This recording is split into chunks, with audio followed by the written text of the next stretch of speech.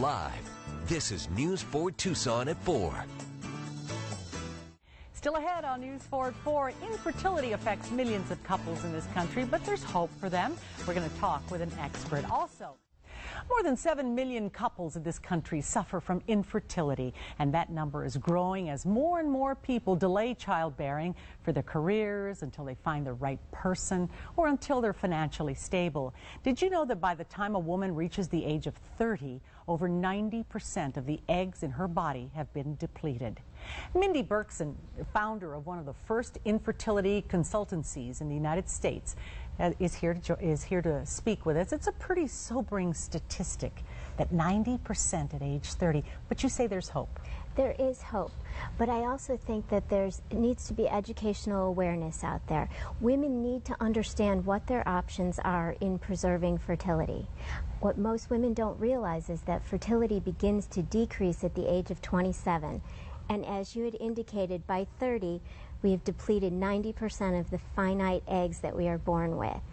So those women trying to conceive in their 30s or trying to conceive as a second time in their 30s have much more difficulty. And in their 40s, I suspect that's even tougher. It's much tougher, but the hope there is that women can use an egg donor, an anonymous woman between the ages of 21 and 30, 32 years old, and that can significantly increase her chances of having a successful live birth.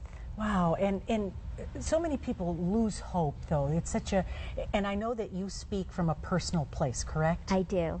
Tell us about that. Well, I went through secondary infertility at the age of 33, and I spent 3.5 years trying to conceive my twin boys.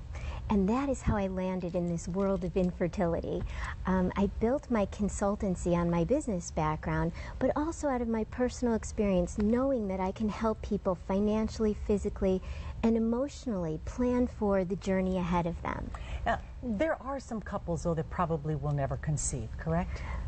Possibly, depending on their treatment options, depending on their medical conditions. I mean, certainly there's no guarantee of pregnancy. And depending on how far they want to take it. Exactly. Because there are some people that say, that child has to be mine and my husband's. I can't have anybody else in the picture.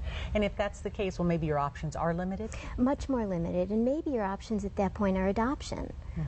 And so very often I'm working with my clients on two levels. Are we going to explore egg donation? Are we going to explore any sort of third party like surrogacy? Or are we truly going to find an option in adoption? What is a typical couple that you get in your office that is suffering with infertility?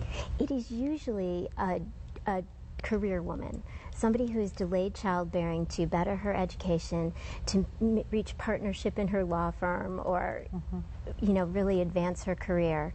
And now she's 37 years old, met the perfect man, and is financially stable and ready to build a family, and then finds herself in this situation of dire straits. So what would you advise if a young couple was in front of you and they were having problems? What would you tell them? Well, first, it's always important to get a diagnosis from a reproductive endocrinologist.